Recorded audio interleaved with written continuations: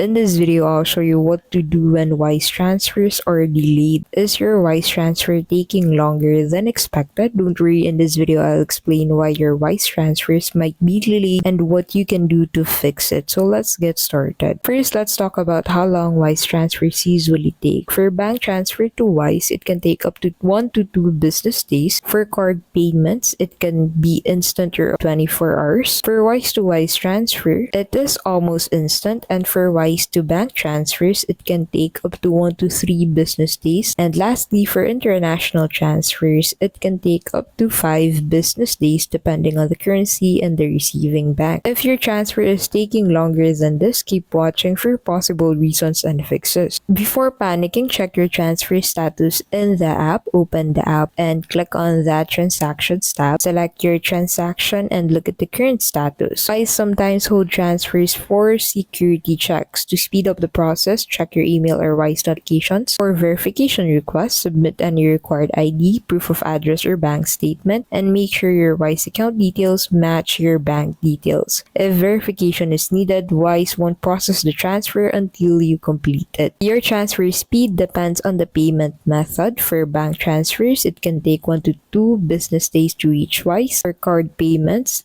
they are instant but may be held for security checks, and for Swift payments, it can take up to 5 business days. If your bank transfer is taking longer than 2 days, contact your bank to confirm the payment was sent. The delay might be on your bank side. Some banks take longer to process transfers, especially if the transfer was made on a weekend or holiday. Your bank has anti-fraud checks delaying the payment, or the transfer is international and requires additional processing. If your Wise account hasn't received the money yet, contact your bank and ask for the transaction details. That's it. By following the steps, you should be able to find out why your Wise transfer is delayed and fix it. If this video helped, hit that like button and subscribe for more Wise tips. Have any questions? Drop them in the comments below. Thanks for watching and see you in the next tutorial.